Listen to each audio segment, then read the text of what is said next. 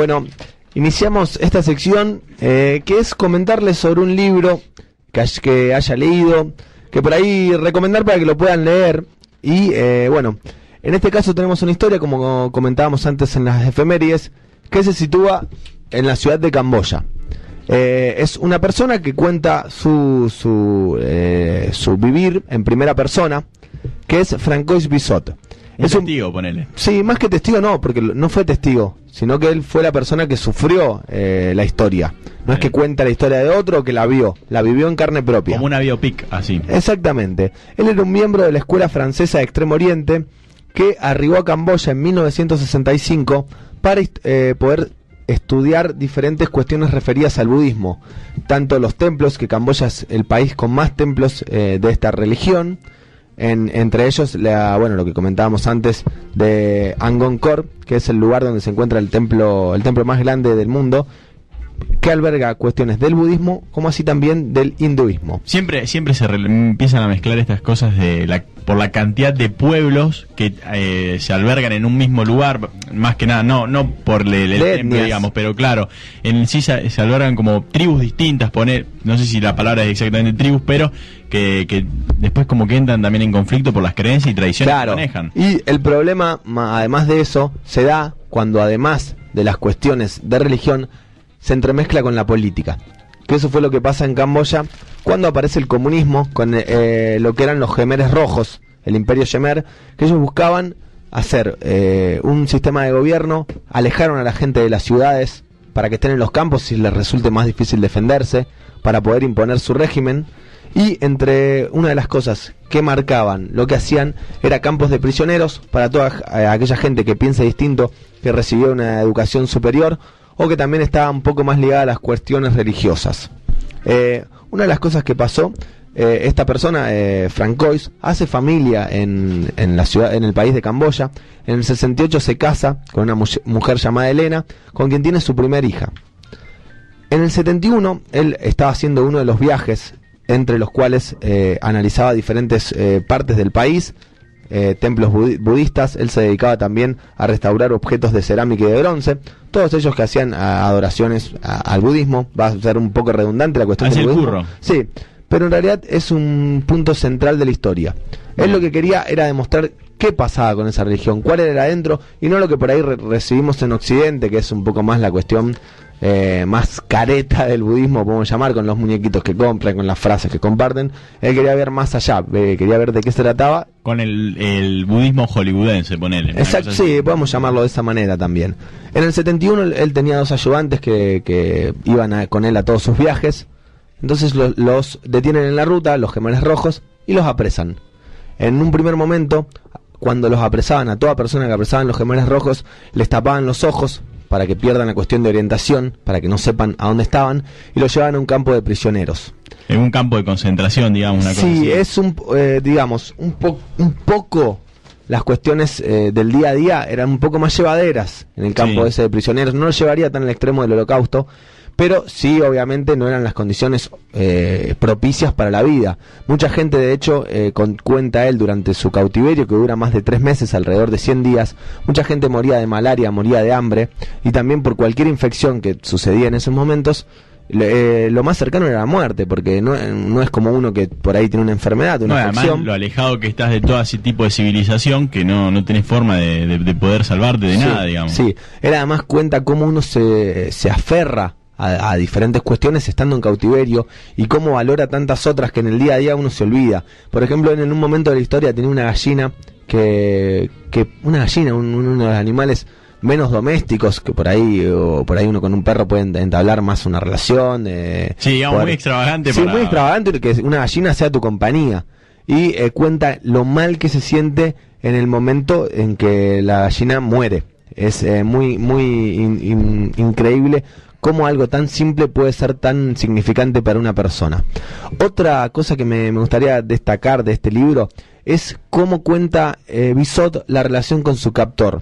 Quien era el captor de él el apodo era Dutch.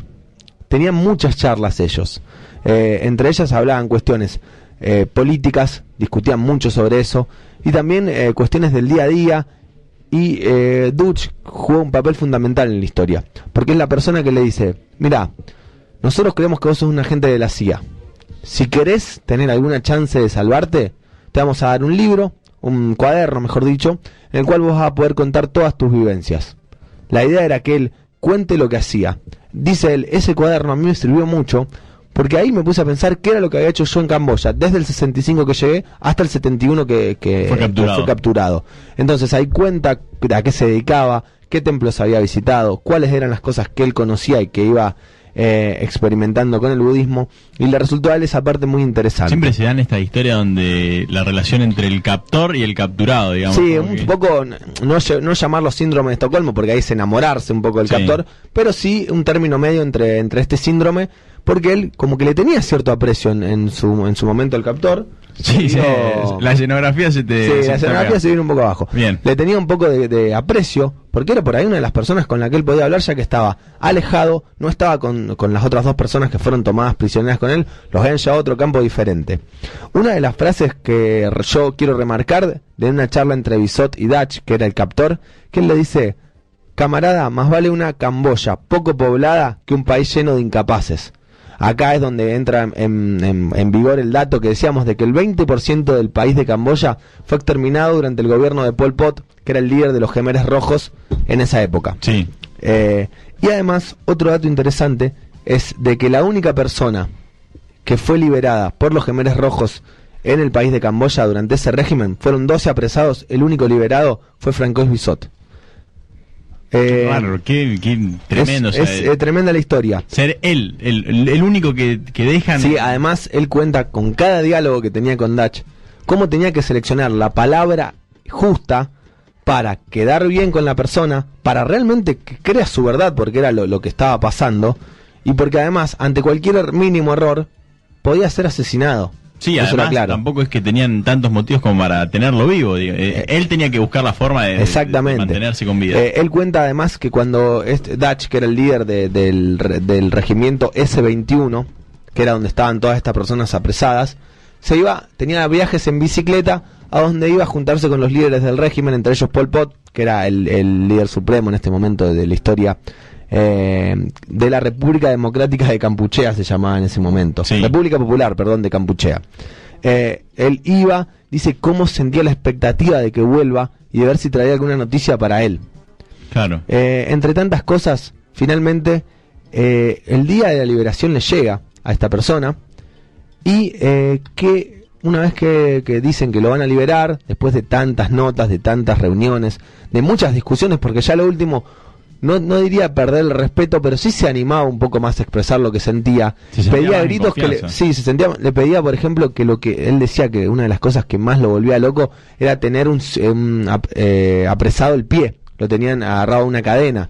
Dice que ya llegó un momento que, dependiendo del peso que él tenga, le apretaba más o menos esa cadena, lo que sería una especie de cinturón más llevada al tobillo.